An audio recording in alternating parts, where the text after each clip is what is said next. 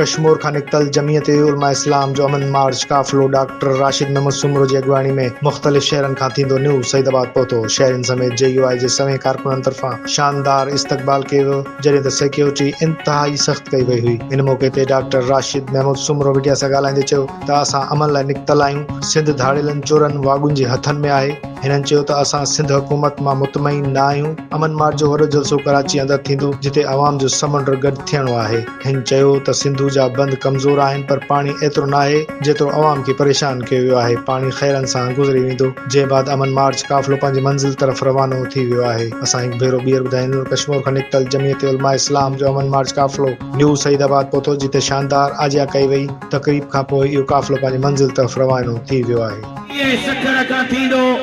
खैरपुर नौशेरो फिरोज का थींदो, नवाब शाह शकरंड का थींदो, सईदाबाद को तोहा हालाए मटियारी का हैदराबाद के तरफ रवा दवा थियणो आ। टंडे मोहम्मद खान का सिजावल ऐं ठट्टे पहुचणो आ।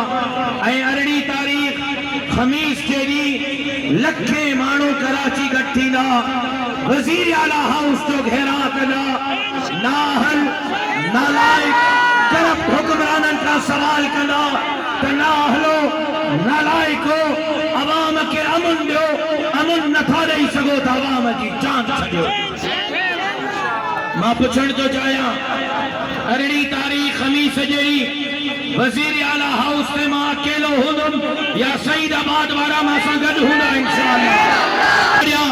निकिरी अचो घरनि मां, कराचीअ जो रुख कयो। 18 तारीख़ अवामी समुंड हूंदो, हुक्मराननि जूं गिचियूं हूंदियूं ऐं अवाम जा हथ हूंदा इंशाअल्लाह। खणी हंध कंदासीं, सबा झड़ी सिंध खे वागुनि जे वातनि मां आज़ाद कराईंदासीं। ऐं इंशाअल्लाह हिन सिंध खे हिकु दफ़ो ॿीहर बाबुल इस्लाम बणाईंदासीं। तव्हां मुंहिंजो आदर भाउ कयो, वालिहाना इस्तक़बाल कयो। मां तव्हांजो छोराइतो आहियां। मटियारी जलसो आहे, सभु दोस्त गॾिजी हलनि, मटियारी पहुचनि ऐं कराचीअ जे लाइ तयारी कनि।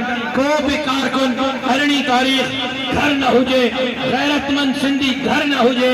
18 तारीख़ सॼी सिंध कराची पहुचे त गॾिजी करे सिंध जे लाइ, सिंध जे मारवाड़नि जे लाइ, ग़रीबनि हारनि मिस्कीननि मज़दूरनि जे लाइ, अमड़नि भेनरुनि ऐं न्याणियुनि जे लाइ गॾियल आवाज़ उथारियो। हिकु दफ़ो ॿीहर सईदाबाद जी महिरबानी। लव यू सईदाबाद वारो, लव यू।